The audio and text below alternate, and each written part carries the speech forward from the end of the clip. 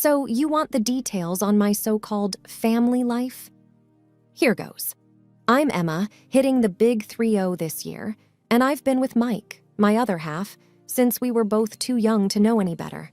He's a catch, that's for sure. A hard worker, kind-hearted, and looks that don't hurt the eyes, if you get what I mean. The first time I walked into Mike's mom's house, I remember thinking it was like walking into one of those TV shows where everything's for sale. There she was, Linda, parked on her couch with a phone in one hand and a credit card in the other. She was chatting away with some customer service rep like they were old pals. "Another set of fancy plates, Linda?" Mike had teased, nudging me as we walked in. "You planning to open a restaurant or something?" Linda had flashed a grin, all teeth. "Oh, Mike, you can never have too many. What if the queen comes for tea?" She had laughed, her eyes never leaving the screen. I laughed along, trying to find my place in this new scene. "Nice to finally meet you, Mrs. B," I managed, extending a hand that got swallowed in a tangle of bracelets and bargain buys. "Call me Linda, dear," she said, eyes sizing me up like I was the next item on the home shopping network. "So you're the girl who's stolen my boy's heart. Sit. Tell me everything." And that was my introduction to the den where our bank account would take hit after hit. Because Linda, as I'd come to find out, was more than just a spontaneous shopper. She was a black hole for cash. Her mania for shop-on-the-couch deals was just the tip of the iceberg. Mike had told me stories about his parents leaving her a nice nest egg, but by the time I got in the picture, that egg had been cracked and scrambled on a slew of knickknacks and one-of-a-kind finds that filled every corner of her house. Sitting down for dinner that night, Mike threw an arm around my shoulder, whispering, "Thanks for being cool about Mom. She's, well, you know." I had smiled, tight-lipped. Yeah, she's something, all right. It was only after we said our goodbyes that Mike let out a sigh, heavy like he was carrying a boulder. "She's going through the inheritance faster than I thought," he admitted as we drove away. "I'm kinda worried." Little did I know, his worry would soon become our financial sinkhole. But that's a story for another chapter, isn't it? Things started getting real when Linda came to us with her hands out, saying she was short on money. At first, it was here and there, a few $100 to cover the electric bill or groceries. Mike and I, we were doing okay for ourselves, so helping out didn't seem like a big deal. But soon, it turned into a monthly ritual. It was a lazy Sunday morning when the topic first came up. Mike was making pancakes, a little ritual of his own, when he said, "Babe, I think we should help Mom out with a regular thing. You know, just until she gets on her feet." I remember pausing, a mug halfway to my lips. "Regular? Like an allowance?" "Yeah." Mike had flipped a pancake, a little frown creasing his forehead. She's struggling." The figure we landed on? $2,000. Every month. I still remember the knot in my stomach when we agreed on that number. It wasn't that we couldn't afford it, it just felt like stepping onto a slippery slope. The first time we handed over the cash, Linda had tears in her eyes. "I don't know what I'd do without you two," she had said, clutching the envelope like a lifeline. "It's no problem, Linda," I had said, trying to sound cheerful. "You'd do the same for us, right?" She had nodded, whipping her eyes. "Of course, darling. Family helps family." But then the next month rolled around, and the next. The envelope of cash was part of our budget, a line item that read, "Linda's Lifeline."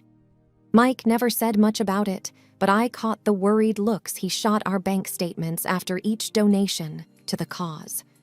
One night, after we'd handed over the latest installment, I found Mike sitting in the dark, staring at nothing. "Everything okay?" I had asked, flicking on the light. He'd blinked, slow, then nodded. "Yeah, just thinking. You know we're doing a good thing, right?" I had sat down next to him, bumping his shoulder with mine. Yeah, I know. But does she have to spend it all on shopping? Mike had rubbed a hand over his face. I don't know. I hope she's actually buying stuff she needs. Hope, I'd learned, wasn't the same as reality. And reality was about to give us a wake-up call. It didn't take long for the $2,000 to start feeling like chump change to Linda. I could tell something was up when she stopped thanking us. The gratitude was replaced by expectations, and soon, demands. One evening, Mike's phone buzzed, and I saw him tense up before he even answered. Linda's name flashed on the screen. Hey, Mom, what's up? Mike's voice was wary, guarded. I only caught one side of the conversation, but that was enough. There was a pause, and then Mike's face said it all. Furrowed brow, tight lips. Mom, we talked about this. No, I know, but... Linda must have cut him off because he went silent, just listening, his hand clenching around the phone. When he finally spoke again, his voice had that forced calm you use with kids throwing a fit. We can't do that right now. We've already given you the money for this month. Another pause. Then Mike's hand went to his forehead. It's not about not wanting to, it's just... Whatever Linda said next made Mike pull the phone away from his ear for a second. He took a deep breath, and when he put the phone back, his voice was firmer. Mom, stop. We can't. That's final. He ended the call, and the room was thick with tension. Mike looked at me, his eyes apologetic. That was intense, I ventured, my stomach twisting. Mike sighed and set his phone down with a kind of resignation. She wanted another $1,000. Said she saw a set of designer curtains that would change her life. I snorted before I could help it. Curtains? Really? Mike didn't smile. She said we don't care about her, that we're just leaving her to struggle.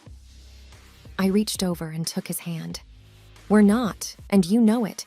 She's using you, Mike. He squeezed my hand, but his gaze drifted off, lost. I just don't know how to make her stop. The calls didn't stop. If anything, they got worse. Linda started ringing at odd hours, sometimes even past midnight, as if she'd forgotten the decency of time zones. Once, she called during a work meeting, and Mike had to step out, his face a mask of embarrassment. The peak of it all was the day Linda showed up unannounced, wailing outside our front door about how we were terrible children for not supporting her, for leaving her destitute. Our neighbors peered out their windows as Linda's voice hit pitches I didn't know existed. We're not doing this here, Mom, Mike had said, stepping outside, closing the door behind him to spare me the worst of it. I sat on our couch, hands over my ears, listening to the muffled sounds of a tantrum that should have been left behind in childhood. This was no longer about need, it was about want, and the wants were endless. Mike knew it, I knew it, and deep down, I think even Linda knew it.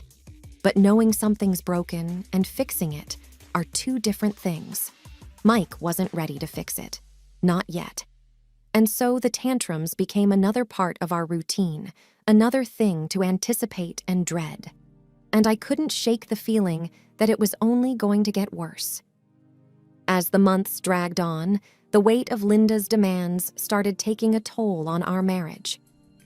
Mike had always been the kind of guy who could roll with the punches, but even he had limits. He was caught in the middle, wanting to please his mom and keep the peace at home. One quiet evening, I found him in the garage, staring at an old photo of him and his mom. He didn't hear me come in. Hey, I said, keeping my voice gentle. He looked up, a bit startled. Hey, I was just thinking. I leaned against the workbench. About? He put the photo down and rubbed his face. About all this stuff with Mom. It's like she's a different person. I walked over to him. It's okay to say no to her, you know. He shook his head. You don't get it. She raised me by herself. She's all I have. But what about us, Mike? What about what we need? It was a plea more than a question. I know, he said, the lines in his forehead deepening. It's just not easy. We stood there for a moment, the distance between us filled with unspoken words. Maybe we can talk to someone, get some advice, I suggested. He looked at me like a man drowning, grasping for a lifeline. Yeah, maybe. The talk ended up being more of a venting session, with Mike pacing around our kitchen, phone in hand, looking for financial advisors, family therapists, anyone who could give us a roadmap through this mess. Emma, she's my mom, but I feel like I'm paying for love, you know? Mike confessed to me one night as we sat at the dinner table, not touching our food. I reached across the table and took his hand. I think she loves you, in her way. But she's taking advantage of you, and that's not love. He didn't say anything for a long time. Then, what if she ends up with nothing because I didn't help? The fear in his voice broke my heart a little. What if we end up with nothing because you helped too much? Mike was trapped in his own head, fighting a battle where every choice seemed wrong. And I was trapped with him, watching the man I loved get twisted up inside, unsure of how to free himself from the ties that bound him so tightly to his mother. I knew then that something had to give. We couldn't go on like this. But for Mike to see that, for him to really understand, it was going to take something big, something that would shake him enough to break the hold Linda had over him. I just didn't know what that something was yet. The final straw came when Linda called to demand money for a luxury cruise. It's a once-in-a-lifetime experience, Mike, she insisted over the speakerphone. Your dad would have wanted me to enjoy life. Mike glanced at me, his face pale. Mom, we've got our own bills. We can't do this right now. But I'm your mother, Linda's voice crackled with indignation. You owe me this much. Mike's hand was shaking as he held the phone. It's not about owing, Mom. I couldn't take it anymore. Linda, you can't keep doing this, I interjected, my voice surprisingly steady. It's not fair to Mike. There was a sharp intake of breath on the other end.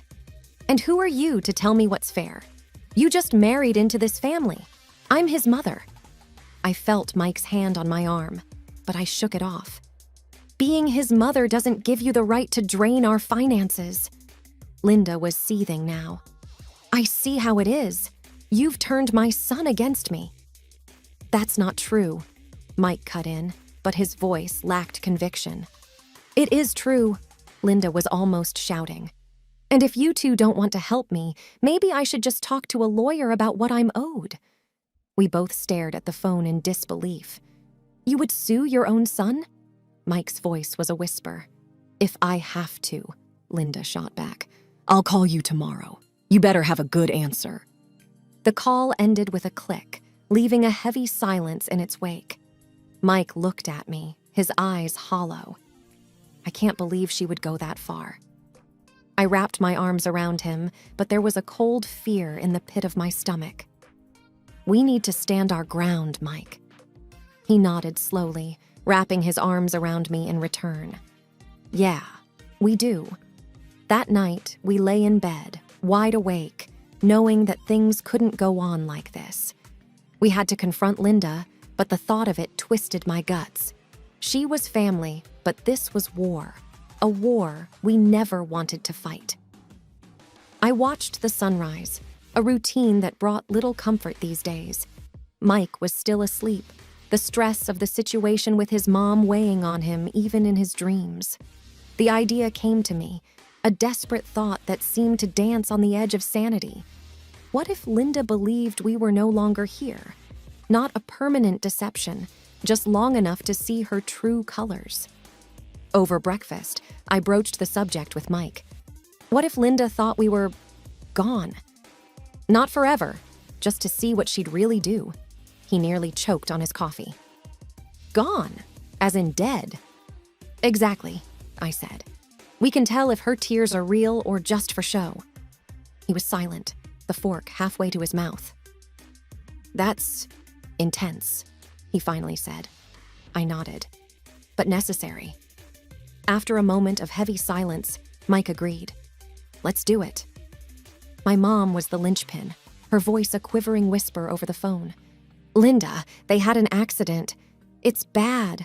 They didn't make it." We huddled in our bedroom, straining to hear through the closed door. Footsteps, then Linda's voice, callous and clear. "So what's in it for me? They must have left something behind." I squeezed Mike's hand so tightly it hurt, shock coursing through us at her blunt words. My mom's voice cracked, playing her part perfectly. "Linda, they just died. Is money all you're thinking about?" "Well, what else am I supposed to think about?" Linda retorted, a scoff hidden in her tone. "I have to take care of myself. They were my support. And now what?"